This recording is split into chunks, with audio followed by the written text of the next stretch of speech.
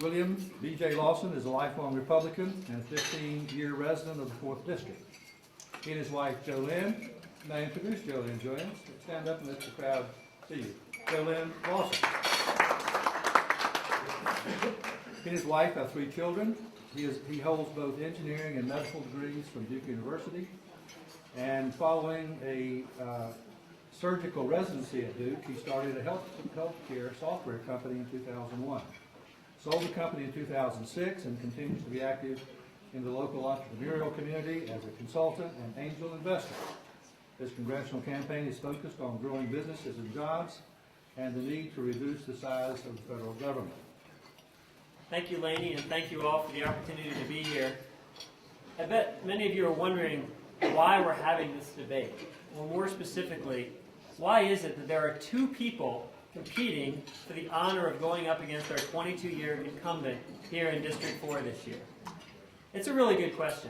And frankly, if anyone had told me a year ago or 2 years ago that I would be seeking the Republican nomination to run for Congress, I don't know that I would have believed them.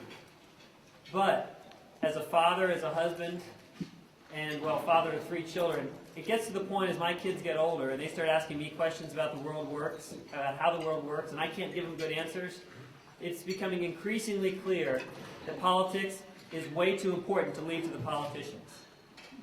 I'm never one to claim that I've got all the answers.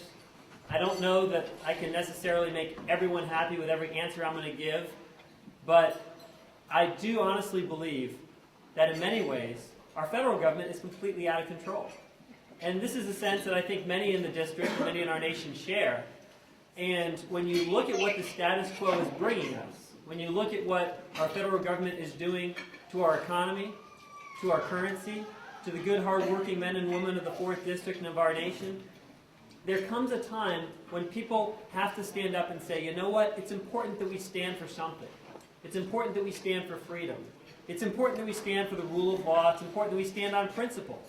Because it is absolutely toxic to the future of our country to have elected representatives in Washington whose goal every year is to get 50% plus 1 vote and win their re-election. And that's where we're at. So my step in terms of running for Congress and my goal in running for Congress is really very simple. It's focused on the issues. It's focused on what we need to make our country freer and more prosperous, so that my children can have the same opportunities that I enjoyed as an American. But we have to start by taking back our government. And I can spend a lot of time talking about the issues, and I hope we will spend a lot of time talking about the issues, but I do want to spend just a minute giving you a sense of who I am and where I come from. As Laney said, I was a Duke engineering undergrad, a medical student. I worked as a neurosurgery resident for a year before I left to start a software company in 2001. I was so concerned going into medicine that I went into medicine to take care of people and ended up taking care of paper. That was just wrong. So we saw an opportunity to improve that system and to make the hospital safer and to make physicians more effective by putting clinical information onto a mobile device, onto a BlackBerry, a PDA, these little newfangled handhelds. That was really successful. And in the process of building that business and growing that business, I realized that capitalism was really a lot of fun. Creating value for other people was really a tremendous amount of fun, and working with people to achieve certain goals was a lot of fun. What was the best part, though, was that we were doing something where our success depended on having happy customers. If I didn't convince hospitals that what we were doing was valuable to them, they would not choose to give us money, and my family wouldn't eat. So that was really important. And then, going through the process of growing that company, I began to realize that this is the way America is supposed to work. We are supposed to try to make the world a better place as free Americans by doing things that create value for other people. It's not about me, it's about others. It's about sharing. Capitalism is ultimately about sharing. But then after our acquisition by a large multinational, I began to realize, well, gosh, you know what? There are other types of companies in the world besides scrappy little startups working to please their customers. Because the company that bought us, they have lobbyists. And they have lobbyists that babysit appropriations bills because they know that if this bill gets passed, they'll get a contract on the other end. They've got an offshore subsidiary in Switzerland that saves them $600 million in taxes every year. Gosh, how do I sign up for that? I didn't have that option when I was starting my software company. So I've come to realize, and this is one of the reasons I'm so passionate about running and so passionate about this campaign, that capitalism has two enemies. Certainly we can think back and say communism is an enemy, but there's another enemy that is equally important, and that is the reason why we have been continuing to lose the 4th District, and that is corporatism. When we can no longer separate the interests of our federal government from the interests of corporate interests, we have a system that people don't trust. My goal in going to Washington is to restore trust in Washington so that we can start having a better constitutional federal government that leaves more appropriate power to the state and local governments to help each other make the world a better place. I look forward to the discussion and appreciate your support. The Reverend Augustus Cho was born in Seoul, Korea in 1958. He came to the United States as an immigrant in 1968 when he was 10 years old. The Reverend Mr. Cho graduated from the University of North Carolina, Chapel Hill, where he majored in economics. Subsequently, he attended the Westminster Theological Seminary in Philadelphia. He's an author and writer and is past chairman of the Orange County Republican Party. Thank you very much. Good morning, everybody. I am pro-business. It is business that keeps the world economy going. So we need not apologize for American know-how or American entrepreneurship. I talked to a gentleman earlier today, and he actually is a veteran, and he flew 72 flights across Europe while he was being shot at. So could I ask him to stand up? Where are you? Right there. Would you please stand up? 72 sorties across Germany. And there are other veterans in this room. Any Korean War veterans, ladies and gentlemen? Thank you very much. Please stand up. We owe you one. Thank you. Because of their service, I'm here today. So don't tell me our foreign policy does not work. It works. And any Vietnam veterans here today? Thank you very much. Thank you, sir. World War II, yes, we've got World War II. All of them. Thank you very much. It's not the politicians. It's the veterans that make free speech possible. It's the veterans that give us liberty and freedom in the end. So thank you very much, ladies and gentlemen.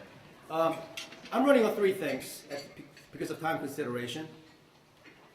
I'm running against big taxes. I want to reduce our government size and lower taxes because in the end, Congress does not have a revenue problem, they have a spending problem. And that sounds familiar to you.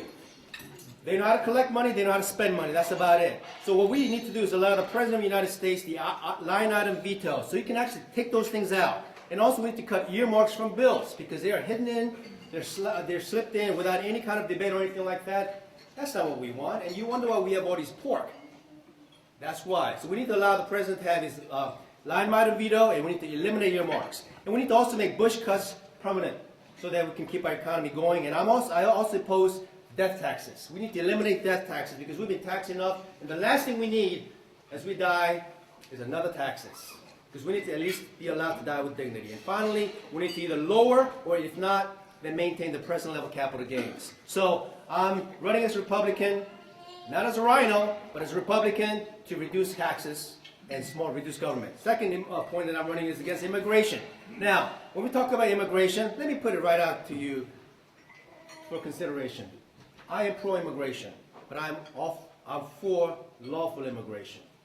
This country has history of immigration, and we need to keep that going. We need the new blood coming in, but we need to do it properly. If any individuals does not have enough respect for our country to come in here properly, then in the end, we're going to have to deal with that kind of a situation. So I asked the federal government as a congressman to enforce the existing federal laws.